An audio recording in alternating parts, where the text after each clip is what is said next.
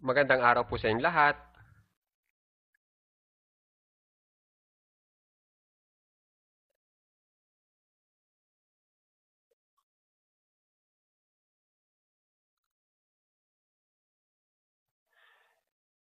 Hello po, paunawa lang po, ang EITV po ay nasa Facebook na at YouTube. Okay po, mag-umpisa na po tayo. Bali, ang ituturo ko sa inyo, direktahan na. Okay? So, meron lang akong konting ituturo sa inyo, tapos gagawa na agad tayo ng mensahe sa English. Okay po? So, ang kailangan ko lang po ay ang inyong focus, uunawaan nyo ng konti, tapos tatandaan nyo, tapos na. Makagawa na kayo ng mensahe sa English. Okay po? So, umpisa na po natin. Okay po, para po tayo makagawa ng mensahe sa Tagalog man o sa English, kailangan siyempre natin ng pag-uusapan. Ang tawag po sa pag-uusapan sa English ay subject. Okay? Kailangan natin para makagawa tayo ng mensahe sa English, kailangan natin ng subject. At yan ang lagi niyong tatandaan. Bali, ang subject po may dalawang klase. Maaaring noun o pronoun. Kapag noun po, ibig sabihin ng noun, gumagamit ng pangalan. Okay? Merong pangkalahatan na pangalan katulad ng tao, yung tawag natin sa mga katulad natin. Tapos, meron ding pangalan na partikular o tinatawag na proper noun. Yung talagang para mas makilala natin yung tao, aalamin natin yung particular na pangalan niya katulad ng Juan. Okay? So, yan ang noun. So, ang noun daw, pwedeng pag-usapan. Kaya siya ay kabilang sa subject. Okay? So, pwede natin pag-usapan ng tao. Yan, yung si Juan, bagay, may buhay man o wala. Katulad ng puno, may buhay na bagay. Phone, walang buhay na bagay. Okay? Basta lahat pong itong nakalagay dito sa ating noun, maaaring pag-usapan. Okay? Tapos, meron nga pala akong gustong sabihin sa inyo. Meron po ako nilagay dito na aksyon kung saan ay maaari din po nating gawing pag-uusapan. Okay? Kasi di ba pag sinabing aksyon, yan yung gagawin noong pinag-uusapan natin. Yun yung gagawin. Hindi siya yung mismong pag-uusapan, yung aksyon. Dito sa inilagay kong aksyon, ang ibig ko lang sabihin, gagawin natin itong aksyon bilang isang noun o bilang pag-uusapan. Katulad po nitong exercising. Ang pag-eehersisyo ay mabuti sa katawan. Diba? Kung mapapansin nyo, yung paggamit ko ng salitang ang pag-eehersisyo, siya yung pinag-usapan sa ating mensahe. Diba? Pero, may dalawang klase po kasi ang aksyon. Pwedeng pag-usapan at pwedeng yung aksyon, yun yung ginagawa ng ating pinag-usapan. Katulad ng siya ay nagluluto. Yung nagluluto doon, hindi siya yung pinag-uusapan, 'di ba? Yun yung ginagawa ng pinag-uusapan natin na siya, 'di ba? So dito sa action na nilagay ko, yan ay gagawin nating noun. Okay? Katulad nito, ang pag-ehersisyo ay mabuti sa katawan. Okay? Makikitandaan na, ha? May dalawang klase ang aksyon. Bilang noun at bilang verb. Yung verb, ginagawa ng pinag-uusapan at hindi siya yung pinag-uusapan. Okay? Tapos, ang noun po, maaari yan maging grupo ng mga salita. Ganito, grupo ng mga salita, katulad ng ang pagkapanalo ni Manny Pacquiao. Di ba itong buong salitang ito, maaari natin pag-usapan yan. Okay? Yun lang po ang ibig ko sabihin. Hindi lang pang-isahang salita, kundi maaari rin na grupo ng mga salita ang noun natin. Kung saan ay maaaring pag-usapan o maging subject. Okay po? Tapos, meron pang pangalawang uri ng subject na maaari nating gamitin bilang pinag-uusapan, katulad ng tinatawag na pronoun. Ang pronoun naman po, yan yung salitang ginagamit para maituro lang ang noun. Ituturo lang natin yung tao, hindi natin papangalanan. Okay, katulad nitong he. Pag lalaki ang itinuturo natin, sa Tagalog ay siya o niya. Kunwari, ang ginamit kong salita ay siya. Gumagamit tayo ng pronoun. Di ba ang salitang siya, di ba tao yan? Di ba ang tao pwede natin pag-usapan? Kaya itong siya, pwede rin natin pag-usapan o gawing subject. Okay? So, makikitandaan po. Ang subject ay maaaring maging isang noun o pronoun. Okay? So, maaari natin pag-usapan ang noun o pronoun. So, makikitandaan na lang po kung hindi nyo pa alam o kabisado talaga ang noun o pronoun dito. Okay? So, tandaan nyo sa pronoun, dapat he para sa lalaki, she para sa babae. Tapos, ang ibig sabihin ay siya o niya. Yung it bilang ito o nito. Ako, itong ako o ko ay naman. Itong we, tayo o natin, etc. Okay? Okay. Ang pangalawang kailangan na kailangan natin para makagawa ng mensahe sa English ay itong tinatawag na predicate. Itong predicate ay maaaring isang salita lang o grupo ng mga salita na tagabigay ng impormasyon sa ating pag-uusapan. Siyempre, kung wala ka namang ibibigay na impormasyon sa pag-uusapan natin, paano ka makakagawa ng mensahe? Di ba po ba? Kaya, kailangan talaga noong dalawa. Kailangan natin ng subject at predicate para makagawa tayo ng isang mensahe. Okay po? Magbigay lang po ako ng halimbawa ng predicate. Kunyari, si Juan, yun yung subject, di ba? Yun yung noun. At may gusto akong sabihin patungkol sa kanya. Yung sasabihin ko patungkol sa kanya, yung impormasyon na yon ang tawag predicate. Katulad nito, matalino. Siya ay matalino. Yung salitang ay at saka matalino, yun ay predicate. Nagtutulungan sila para maipaliwanag si Juan. Okay? So, pwede tayong magbigay ng impormasyon na kung anong katangian ng tao, katulad nitong matalino. Tapos, pwede rin tayo magbigay ng impormasyon kay Juan kung ano ginagawa ni Juan, nagtatrabaho. Tapos, pwede rin tayo magbigay ng impormasyon kung nasaan si Juan, nasa labas. Tapos, pwede rin tayong magbigay ng patungkol kay Juan kung anong pagmamayari ni Juan, may bisikleta. O kaya kung anong kondisyon ni Juan, may hika. Ganun po ang predicate. Kaya kung walang predicate, hindi kayo makagawa ng mensahe sa English man o Tagalog. Di ba po ba?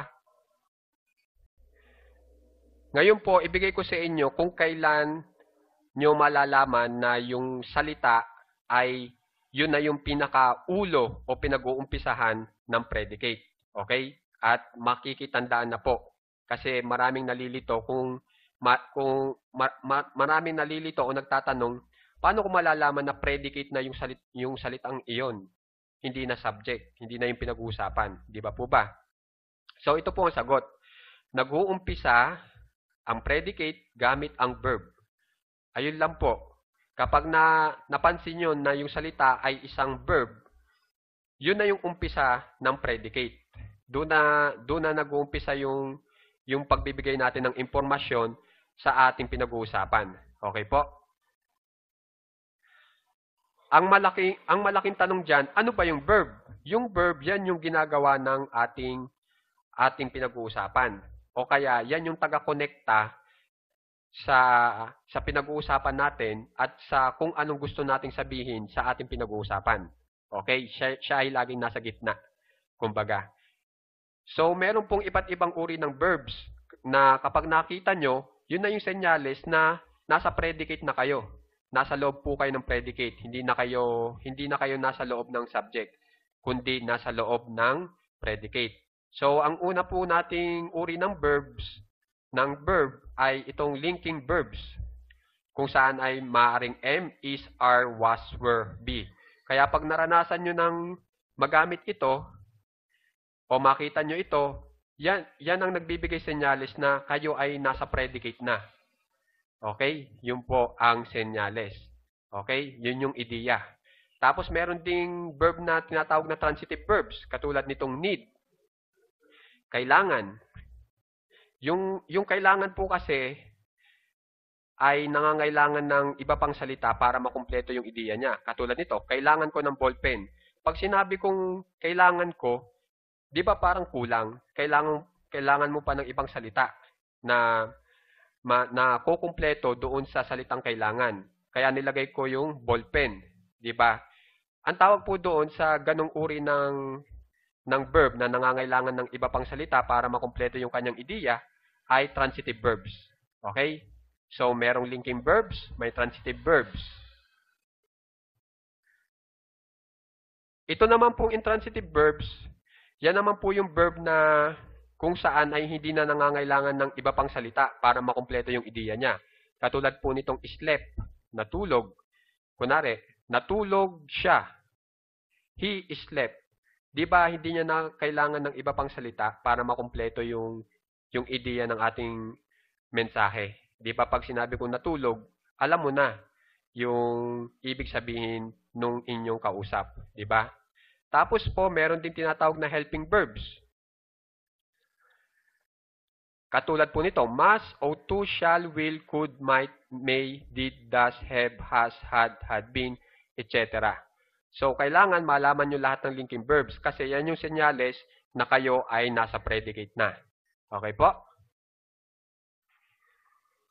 Ito po yung ating halimbawa. She is beautiful. Siya ay maganda o kaya maganda siya. Nasaan po ang predicate dito? Sa she is beautiful. Di ba itong is? Ayun, nasa linking verb is. Kasi di ba nakalagay dito? Ang predicate ay nag-uumpisa gamit ang verb. Ayun, simula dito hanggang beautiful, yan ay nasa loob ng predicate. Na ang ibig sabihin, itong dalawa ay nagtutulungan para magbigay ng impormasyon kung anong meron sa ating pinag-uusapan na she. Na itong she, sa Tagalog ay ano? Siya. Tapos ang itinuturo natin ay babae. So alam nyo na ang ibig sabihin ng predicate. Okay? Binubuo ng verb at iba pang salita. Okay? Ngayon, tapos na po tayo sa gusto kong ipaalam na mga impormasyon. Maaari na po tayong gumawa ng mensahe sa English gamit po noong mga impormasyon na kabibigay ko lang sa inyo. Ngayon, gagawa po tayo ng impormasyon kung saan paano gumawa ng English na mensahe na nagpapakilala. Okay po?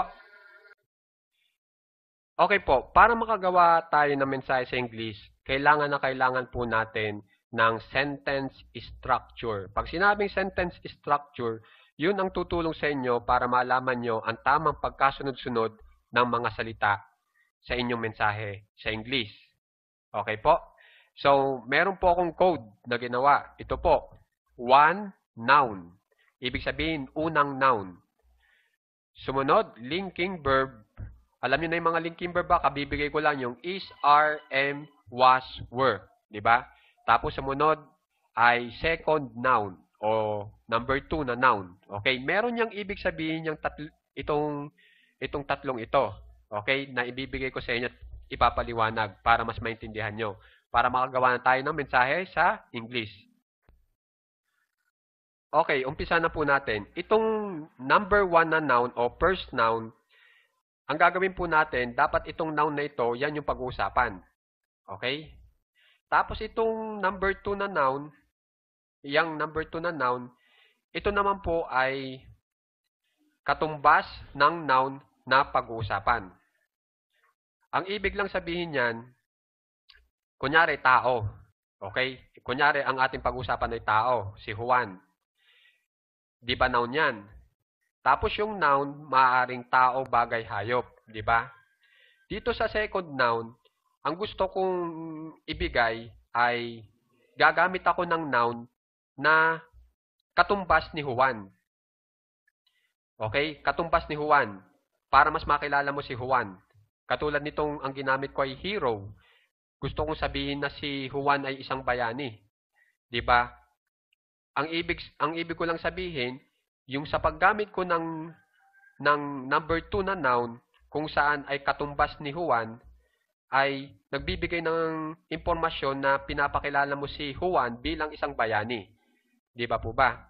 So, ang gagawin lang po natin dito ay pagpapakilala doon sa tao. Na yung gagamitin nating number 2 na noun, si Juan din yun, pero iniba lang natin ang pangalan. O sinabi lang natin kung ano man ang trabaho o profesyon ni Juan. Okay po? So, katulad po nito, nagbigay lang ako ng konting halimbawa. Kunwari si Juan, gusto nating ipakilala si Superman. Maaari po yun. Si Superman kasi po, di ba ay tao. Di ba ay noun ang tawag dyan, pinapangalanan natin yung tao. Itong Superman, gagawin nating number 2 para maipakilala si Juan. Ganun lang po yun. At para ma, ma, malaman ng ating kausap na Amerikano na yung Superman at saka si Juan ay iisang tao lang, gagamit tayo ng linking verb. Kasi ang linking verb po, yan ang taga-konekta doon sa pinag-uusapan at doon sa noun na gusto mong itumbas para kay Juan o para doon sa ating pinag-uusapan. Okay po? So, may dalawang klase po na noun ang kailangan yung mailagay dito. Dalawang klase lang. Dapat ibang pangalan para doon sa pag-uusapan natin o kaya profesyon kung ano man ang trabaho nung pag-uusapan natin. Ito lang po ang inyong pwedeng ilagay dito sa ating gagawing mensahe. Kasi nagpapakilala lang naman po tayo eh. Okay? So makikitandaan, itong number 2 noun, maaaring ibang pangalan nung pinag-uusapan o kung anong profesyon o trabaho nung ating pinag-uusapan. Okay? Pero po, doon sa pagdating dito sa linking verb, may batas po ang linking verb. Kung ang gagamitin nyo ay is, o are, o kaya am. May batas po at dapat nyong malaman. So, ibibigay ko na po.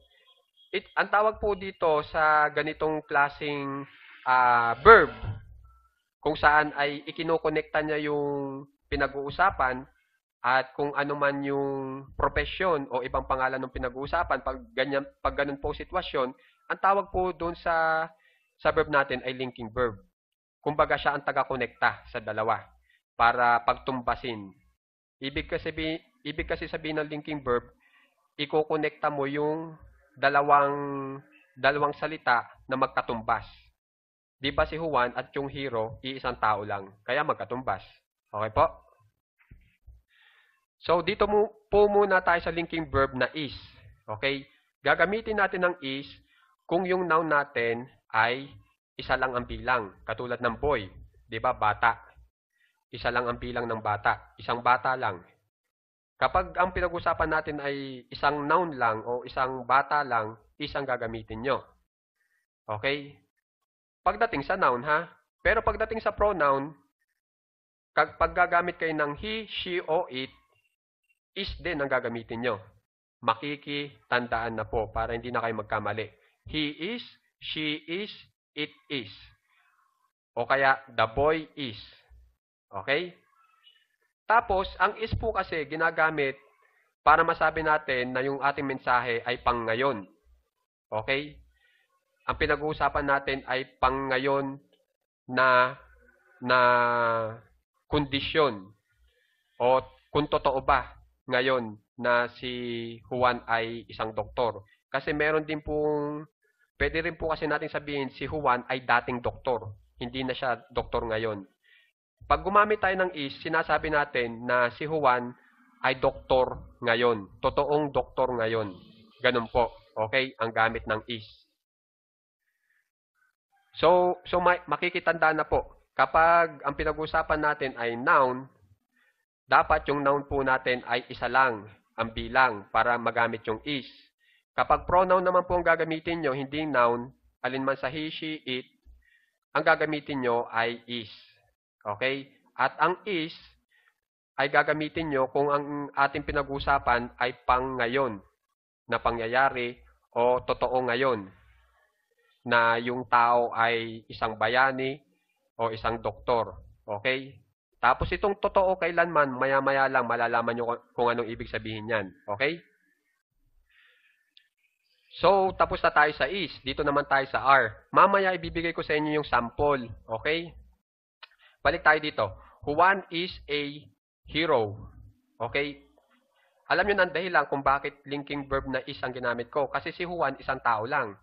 Tapos sinasabi ko, bayani si Juan ngayon. Ngayong panahon na ito. Okay? Yun po ang gamit ng is. Okay? Dito naman tayo sa are. Ang are po ay isang linking verb din. Pero ginagamit natin ng are kung yung noun natin ay marami ang bilang. Katulad ng boys, mga bata. Okay? Pag mga bata, higit sa isa ang bilang nung bata, di ba? Pag ganun ang sitwasyon, maaari tayong gumamit ng are. Okay? Pagdating sa noun. Pag sa pronoun naman, ang maaaring gamitan ng are ay alinman sa we, you, o they. Okay po? Tapos ang are, dapat gagamitin nyo kapag ang mensahe natin ay pang ngayon, o totoo ngayon, o totoo kailanman. Okay? Katulad din sa is. Ang nagkaiba lang sa kanila ay sa pronoun at saka sa bilang ng noun. Okay? So, tapos na tayo sa is saka sa are. Sa M naman, ito, linking verb din yan. Ginagamit natin yan, hindi pang noun, pang pronoun lang. At ang pronoun na maaari natin gamitin para sa M ay itong I. Tandaan nyo na po, para hindi na kayo magkamali. Tapos itong M ay ginagamit kapag gagawa tayo ng mensahe na pang ngayon. O kaya, totoo ngayon o totoo kailanman. Okay po? So, makikitanda na po, is, are, saka M. Yun lang naman po ang gagamitin natin. Saka itong first noun at saka second noun at makakagawa na tayo ng mensahe sa English. Ngayon, ito po yung code natin, di ba? Yung tamang pagkasunod-sunod. Di ba? Ito yung pag-uusapan, yung si Juan, kaya number 1 na noun. Yung linking verb natin, taga-connecta sa dalawang salita na magkatumbas. Di ba? Tapos yung second noun, yan naman yung iba pang pangalan ni Juan o taguring kay Juan, 'di ba? Na si Juan din 'yan. Pero tinitingala nila bilang isang bayani, 'di ba? Tapos meron kayong makikita ditong A o A. Yan naman ang ituturo ko sa inyo ngayon. Ang A po o kaya A sa Tagalog ay isang. Pansamantala, yan na muna tandaan nyo, isang. Ginagamit po natin itong A o A bilang isang kung ang kasunod na noun, 'di ba kung mapapansin niyo, pagkatapos nito ang kasunod ay noun, 'di ba itong hero. Kung ang kasunod pong noun ay ang tunog po pag binigkas niyo yung noun, ang unang tunog noong letra ay alinman dito sa B, C, D, F, G, H, J at iba pa. Ang gagamitin nyo ay A o A. Okay? Kasi ito, hero. Kung mapapansin nyo, ang unang bigkas ng salita ko, pagkabigkas ko ng hero ay itong H. Diba? He. Ito, H. Kaya dahil sa H ang unang bigkas ko, o yung unang tunog ay H, ang gagamitin dapat natin ay A. Kaya yun, A. Hero. Juan is a hero. Okay, yun ang dahilan. Alinman dito sa letrang ito na kung ganito magiging tunog nila, A ang gagamitin nyo. Pero kung ang magiging tunog ay A, E, I, O, U, alinman dito, an naman. Pero ang ibig sabihin ay isang din. Okay? Ipakita ko lang po yung sample ng an. Tingnan nyo. Dumbo is an elephant. Tingnan nyo. Dahil ang unang tunog nung pagkakabigkas ko nung noun, ang unang tunog ay letter E, ang ginamit ko ay an. Okay? Bilang sa salitang isang. Ayun no, isang. Si Dumbo ay isang elepante. Dumbo is an elephant. Yung an dito, yun yung isang. Okay?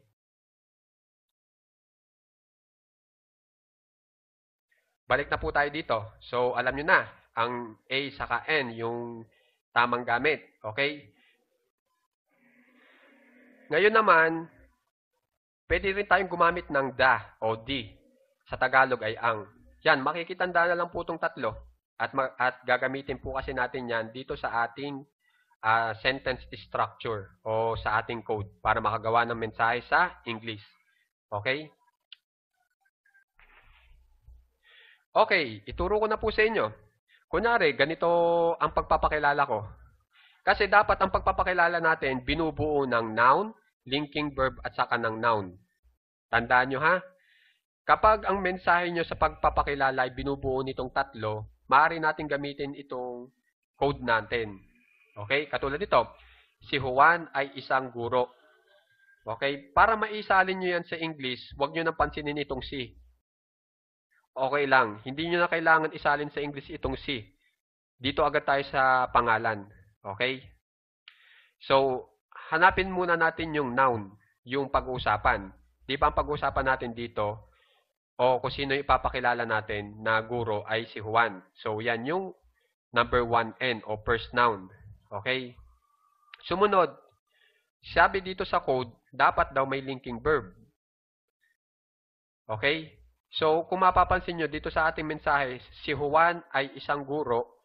Kung mapapansin nyo, itong ay, siya yung tumutulong para i-connecta si Juan at yung guro.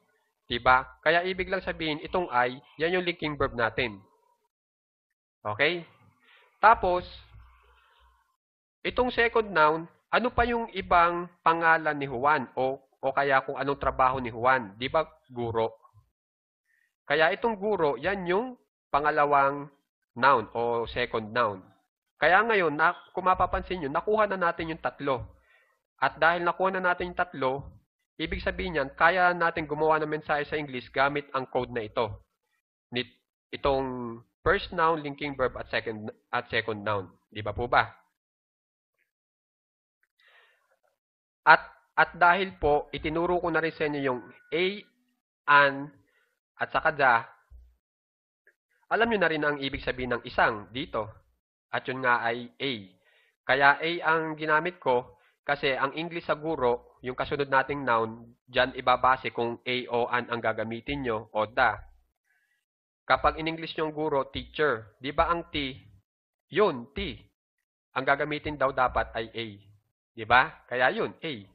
Huli. Ano?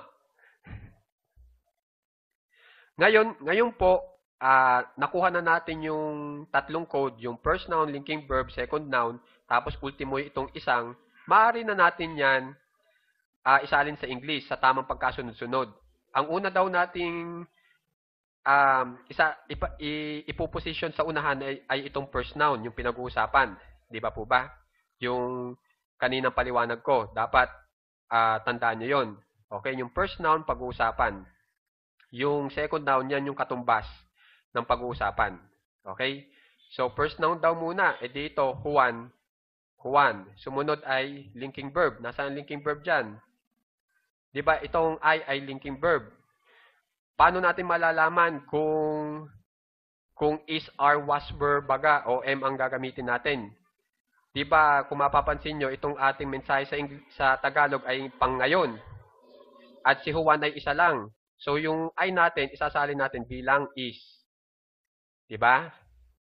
Sumunod yung isang, A. A. Kasi gawa nga ng guro. Diba? Tapos, sumunod pa yung second noun. Pinakahulihan. At guro, teacher. Yan. Juan is a teacher. Si Juan ay isang guro ngayon. Okay? Kapag gumamit ka ng is, kasi ang ibig sabihin ay pang ngayon. Kaya nilagyan ko ng ngayon dito. Pero pag sinabi mong si Juan ay isang guro, alam na nung kausap mo na ngayon ay si Juan ay isang guro. Okay? Kuha nyo na. Ganyan po yung paggawa ng mensahe sa English. Gamit ang noun, first noun, linking verb, and second noun. Okay? Ngayon, ipakita ko naman sa inyo, meron po kasi sa atin nagtatagalog na ganito. Guro si Juan. Pero ang ibig lang naman niyang sabihin sa guro si Juan ay ganito rin. Diba?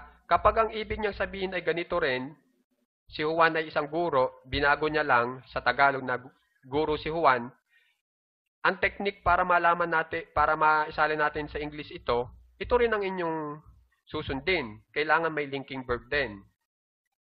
Okay? Nakuha na natin dito yung dalawang noun, yung guro at si Juan. Diba? Nakuha na natin. Ang problema na lang dyan, walang linking verb sa Tagalog natin. Pero sa code natin, meron. Kaya kailangan, kapag isasalin mo sa English to, merong linking verb sa ating pagsasalin sa English. Kaya ito, guro si Juan. Ngayon, Juan is a teacher. Ganun din ang mangyayari. Okay? Kaya maraming nalilito gawa ng Tagalog natin na katulad nito, na walang linking verb, walang I. Pero yun din naman ang ibig mong sabihin, di ba? So, Kaya ngayon, hindi na kayo malilito masyado pag kung ano man ang pattern ang magamit nyo sa Tagalog. Kung may I man o wala sa pagpapakilala. Okay? Kung may magtatanong dyan, Sir, nawala yung isang dito. Imagine niyo to. Pwede natin sabihin isang guro si Juan. Miski hindi ko ilagay. 'Di ba? Guro si Juan. Pero kung ang ibig niyo naman kung ang ibig niyo sabihin na si Juan ay isang guro, miski ang ginamit niyo ay guro si Juan, ilagay niyo. Ilagay niyo. Kasi yun naman po ang tama eh. Kasi pag ang ginawa niyo, Juan is teacher, si Juan guro, 'di ba mali 'yon sa Tagalog? Si Juan guro, walang isang. 'Di ba dapat talaga may isang? Kaya lalagyan niyo talaga ng A. Okay? Tandaan niyo 'yon, ha? Ngayon naman po, ituro ko sa inyo yung paggamit ng pronoun. 'Di ba ang pronoun, yun yung he, she, they, 'di ba? Tapos isinalin ko na rin sa Tagalog yung kanina. Kaya tatandaan niyo na lang 'yon. Okay, ang code naman natin dito, yung ating pag-uusapan ay isang pronoun. Okay? Sumunod, linking verb, tapos sumunod, second noun, yung katumbas nung ating pronoun sa ibang pangalan o ibang profesyon. Okay po? So, mag-umpisa na po tayo. Itong sila ay mga manlalaro ng basketball. Ang pinag-uusapan natin diyan ay itong sila kasi gusto nating ipakilala. Diba? So, sa English po niyan ay they po. Diba? Yung katuturo ko lang. Tapos, sumunod daw ay linking verb. Ito pong sila ay pronoun, di ba? Sumunod ay linking verb. At ito nga ay yung I. Kaya nalaman kong R ang dapat gamitin para sa I kasi gumamit tayo ng they. Yung katuturo ko lang. At saka yung ating pinag-uusapan ngayon ay pang ngayon. Ibig sabihin, totoo na sila ay manlalaro ngayon ng basketball. Okay po, kaya R. Okay? Tapos, itong second noun na isusunod natin.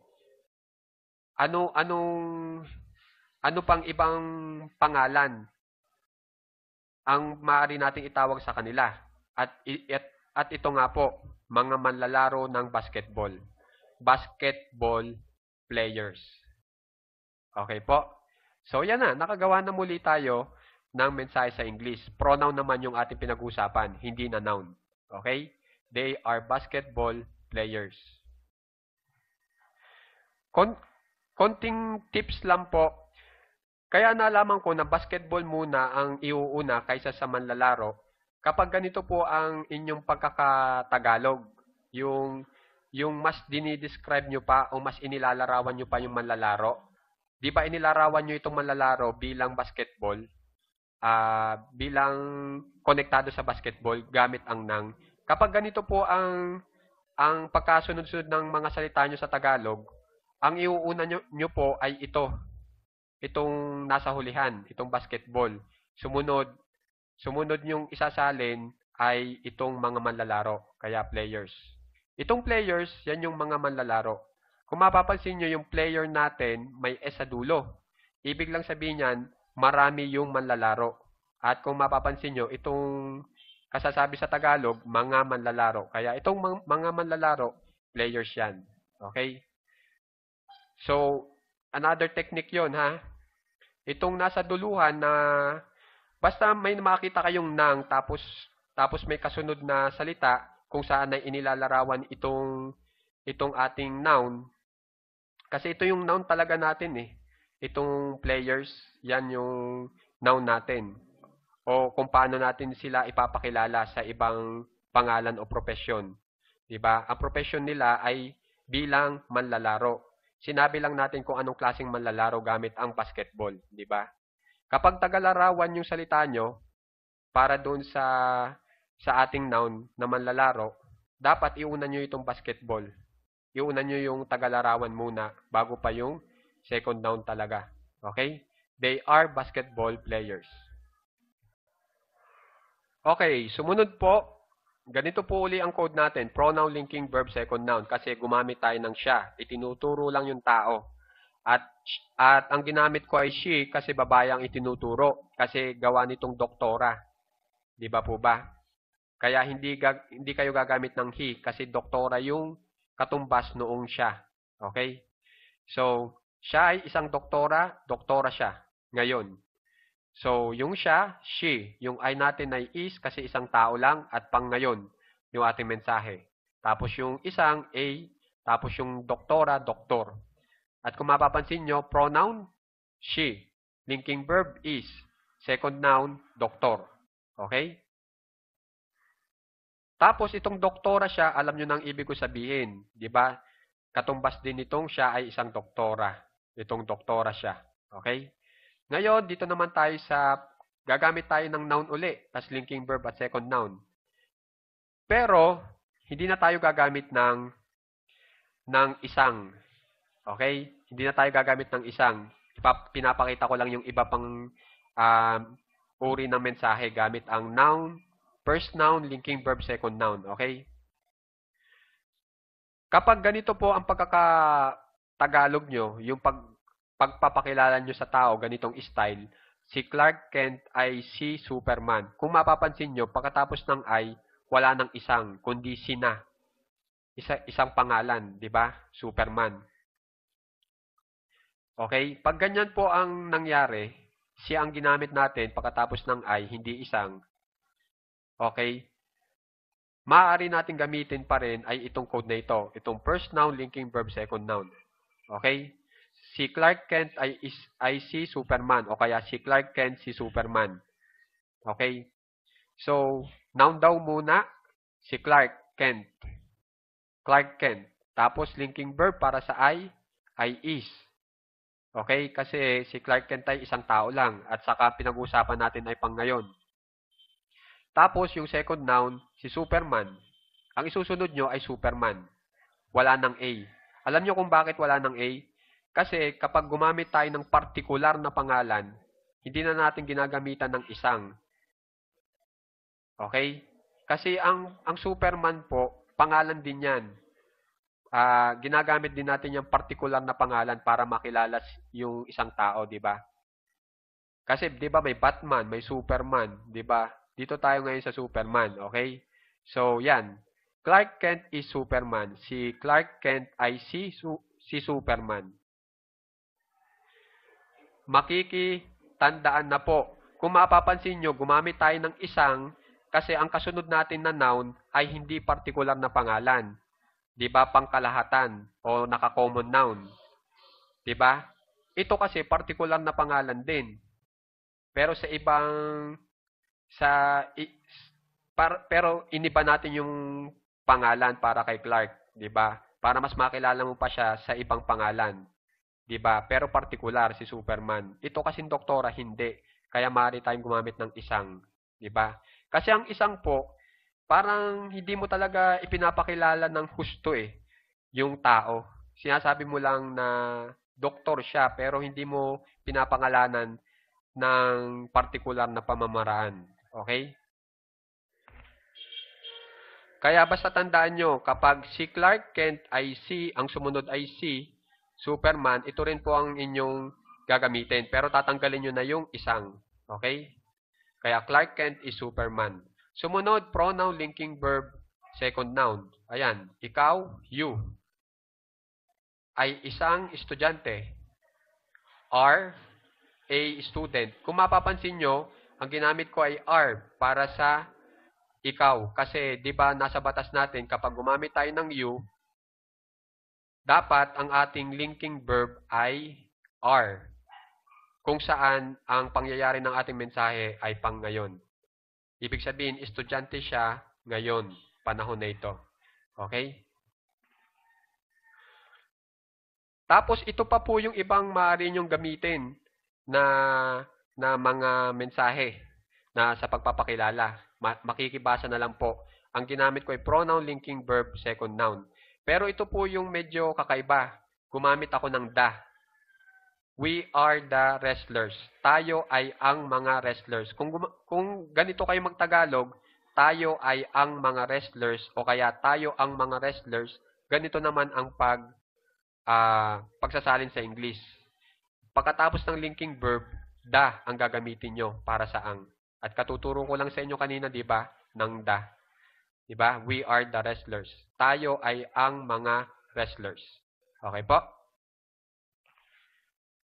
Okay po, pansamantala tapos na po tayo. Sa susunod po, iba namang coding o ibang sentence structure ang bibigay ko sa inyo para mas marami pa kayong magawa na mensahe sa English. So sana subaybayan nyo po para marami kayong matutunan. Maraming salamat po sa mga nanood, lalong-lalo na sa mga subscribers at saka sa mga nagla-like, nag-share, nagko-comment po ng ating channel. Maraming salamat. Sana po ayos po kayo dyan. And good day po muli sa inyong lahat.